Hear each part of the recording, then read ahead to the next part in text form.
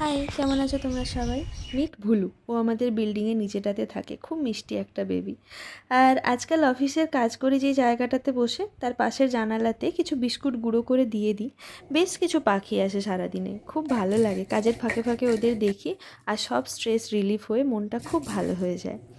Office সেরে উঠে dinner বানানোর পালা। আজ বানিয়েছিলাম ডিম ভাপা। রোজের একঘেয়ে ডিমের ঝোল কারি খেয়ে বোর হয়ে গেলে এটা ট্রাই করতে পারো।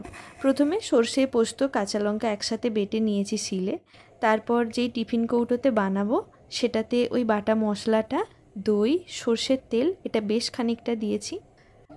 এরপর আমি এটার মধ্যে দিয়ে দেবো পরিমাণ মতো হলুদ গুঁড়ো আর লবণ। এই দুটো নিজেদের স্বাদ মতোই দিতে হবে। তারপর না একটু সর্ষে পোস্ত বাটার পরে শিলটা ধুয়ে রাখা জলটা দিয়ে দিয়েছি।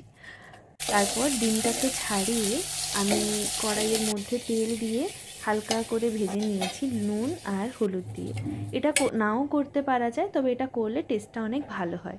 এরপর সমস্ত কিছু বাটির মধ্যে দিয়ে কাঁচা লঙ্কা দিয়ে ওটাকে ঢাকা লাগিয়ে ওটাকে স্টিম করেছি। বিশ্বাস করো, খুব দারুণ খেতে হয়েছিল। চলো, আমি আমার ডিনারটা এটা দিয়েই সারছি। সাথে ছিল মুগের ডাল, ডাল দিয়ে ভাজা বড়ি আর ডিম ভাপা।